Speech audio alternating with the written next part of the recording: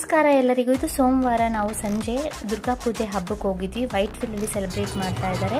ನವರಾತ್ರಿ ದಿನಗಳಲ್ಲಿ 5 days celebrate ಮಾಡ್ತಾರೆ. ತುಂಬ ಚೆನ್ನಾಗಿ ಸೆಲೆಬ್ರೇಟ್ ಮಾಡಿದ್ರು. ದೊಡ್ಡ ದೊಡ್ಡ ಗೇಮ್ಸ್ ಎಲ್ಲ ಇದೆ ಆಡೋದಕ್ಕೆ. ತುಂಬ ಸ್ಟಾಲ್ಸ್ ಹಾಕಿದ್ದಾರೆ. ಶಾಪಿಂಗ್ ಮಾಡ್ಬೋದು ಮತ್ತು ನಮಗೆ ಯಾವ ಥರ ಸ್ನ್ಯಾಕ್ಸ್ ಬೇಕು ಎಲ್ಲ ಥರ ಕ್ಲಾಸಸ್